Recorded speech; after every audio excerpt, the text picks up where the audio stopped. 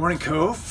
Pastor Dan Baumgartner here with a midweek update, although I'm actually filming this on Tuesday and you'll see it on Wednesday. Russell, our tech expert, is going to be off for a couple of days of vacation this week.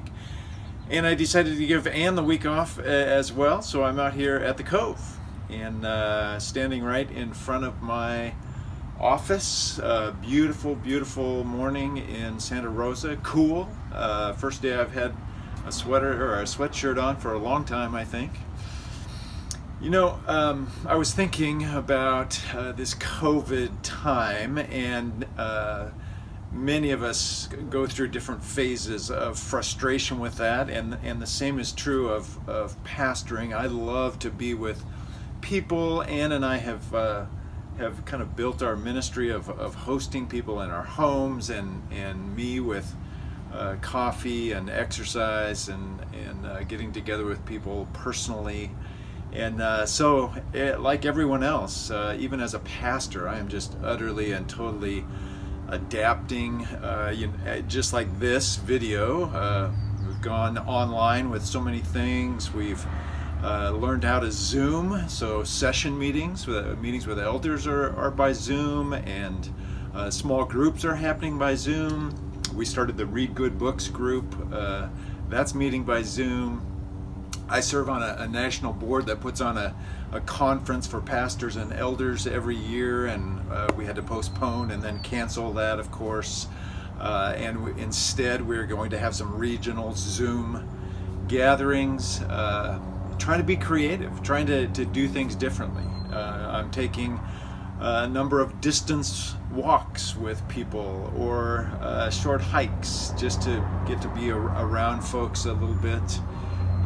Having coffee with masks on is tough, but just trying to be open to new things. And I find that I'm being surprised in this time. And one of the reasons I wanted to stand right here in the open doorway to my office, and you can hear helicopters and traffic and everything else, but this little driveway here that connects our parking lots is a kind of a pass-through, not quite an alley. It's a little bit of a pass-through for the neighborhood, and there's always activity here. People are walking their dogs, they're jogging, kids are riding their bikes or their skateboards, people are driving through. There's just a constant motion through here. And a while back, I started leaving my door open for most mornings when I'm out here. I leave it open for several hours if it's a decent day. And I'm finding that I'm meeting all sorts of people from this neighborhood that I wouldn't have met otherwise. And I was just going to tell you about a few of them. Jan and her dog, older woman in the neighborhood who goes to church elsewhere, walked by one day and stopped in and just said, I just want you to know how much all of us in the neighborhood appreciate the Cove faithful presence here. I met a man who's maybe 70, George, who walks his dog back and forth a lot, and we've kind of struck up a friendship over a number of months. And George just told me a few weeks ago that he's been diagnosed with cancer, has some big decisions to make in his life as far as treatment goes, and so I pray for George.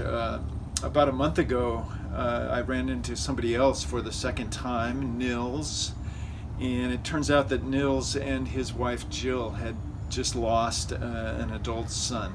A real tragic loss and very painful for them. And just because we had run into each other and he knew we were here and the door was open, ended up getting to spend an hour with them as a couple and just listening to their hearts and praying together. A couple of weeks ago, a new young man in the neighborhood walked by, just kind of checking it out to see what was around. The door was open, so he stopped and talked to me. And Matt, maybe in his late 20s, and he's from a Greek Orthodox background, and he can't keep himself from calling me Father Dan. I've never had anybody call me Father Dan before. And then just last week, a woman came by, and she had dropped her dog off over at the vet, and she was a nurse in the area, and she was involved in the very important work with the COVID pandemic of contact tracing, and she was looking for a power outlet for her computer, and instead we were able to set her up in the prayer room with a table and power, and she worked in there for a good chunk of the day. I've gotten to meet Peter, a truck driver who's new to the area, Percy, who is a mailman, and some of the neighborhood kids that come through here. Elijah is always on his skateboard. So all of these are people that under normal circumstances I probably wouldn't have met, but just because the door is open, these conversations have come about, and I've made a number of new friends. And I'm hoping to sort of incorporate that in the rest of my life as well. Just looking for different ways, new ways, opportunities that are coming up because all of our schedules are so upside down with this pandemic. So my encouragement for you is to do the same, simply to pay attention.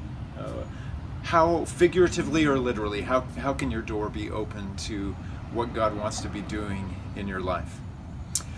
So that's the report from the Cove this week, and I pray God's blessing on you, and we'll look forward to seeing you soon.